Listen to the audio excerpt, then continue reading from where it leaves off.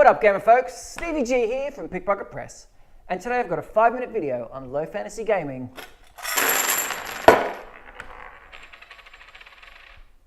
Treasure and loot. So how does LFG treasure usually work? Through the use of 6 glorious random treasure tables.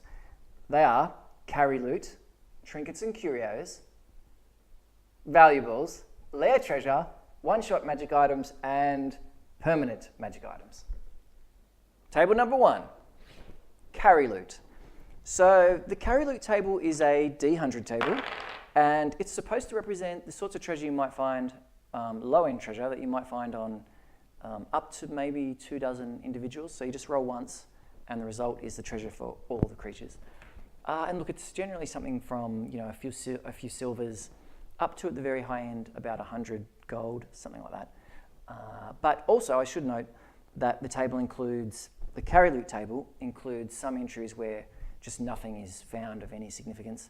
But also there are nested in this table, and in fact throughout all of these 6 tables that I'll speak about, the tables all reference each other. So you can start out rolling on the carry loot table, but you might end up with the final result in the permanent magic item table if you were super lucky. Table number 2. Trinkets and curios. So this table is also a D100 table, and it is 63. It is supposed to represent these sort of oddball items that adventurers stumble across from time to time. And most of them have a bit of mystery about them, or the seed to a side trek, and about 10% maybe have a small, minor magical quality of some time. So 63, for example, a bronze tablet bound in human skin. The tablet is inscribed in an ancient tongue on both sides. If translated, a rambling account is revealed, seeming to expound the means of communicating with, or perhaps binding, the demon Un-Ragaun, child of whispers. Child of whispers. Table number 3, valuables. So this is also a D100 table, and it's meant to represent things of significant value, generally speaking, although if you roll low, you're talking about a handful of quartz to, at the very top end, maybe a $2,500 perfect diamond. And so these things are not coins, and they're not trinkets or curios, but they are gemstones, jewelry, art objects, that sort of thing. So for example, 36 is...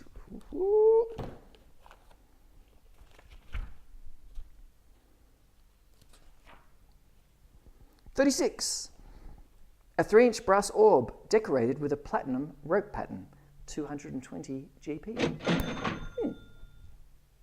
Table number 4, lair treasure.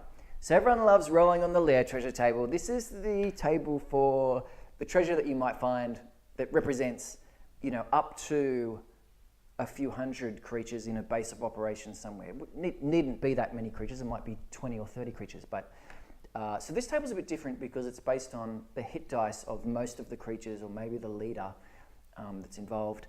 From 1 hit die at the low end, you're looking at a few hundred GP, and at the top end, 12 hit dice or more, you could roll up to 15,000 GP. And in addition to that, as you go up the table, there's an increasing chance of rolling 1 or more times on the valuables table, as well as the one-shot magic items or permanent magic items table.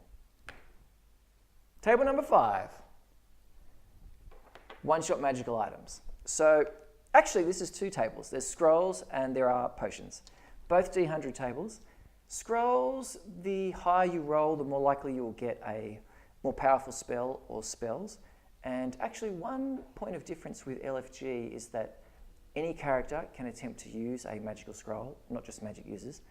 If you can't normally cast a spell, you have to make an intelligence check. So D20 check your intelligence or less, so 7, probably would have made it. If you make it, the spell is cast. If you fail, however, then you have to roll on the dark and dangerous magic table to see what happens instead. Potions, on the other hand, are straightforward. Anyone can use them. 82 would be Wings of the Starless Abyss, which is effectively Low Fantasy Gaming's version of the Fly Spell. Very similar. Table number 6, last one, permanent magic items. So this is actually a series of tables as well, and the first thing to note about LFG magic items is that first, well, to start with, there are no +1 or +2 items, nothing like that. They just don't exist. Instead, magical items in LFG are meant to be unique pieces, and ideally the GM would create their own magical items to suit their setting and players. But included in the book are a series of tables to generate random magical items, the form of the item, as well as whether it has discrete magical properties or obvious magical properties, which can matter if you're playing a low fantasy or moderate magic campaign. Importantly, in order to use a magical item, the PC has to first attune to it, which might take a few rounds, or it might take a few weeks or months, depending on the nature of the item and the particular PC who is trying to attune to it. But once they are attuned, they unlock the first power that the item has, and some items may only have one power, but generally speaking, the idea is that as the PC levels up, so does the magical item, in that the PC can unlock other abilities as time goes on. And the reason for that is that, consistent with a low magic or moderate magic world, there are not that many permanent magical items to be found out in the wild. So once a PC gets hold of one, the player can look forward to unlocking these new abilities from this same item, throughout their adventuring career.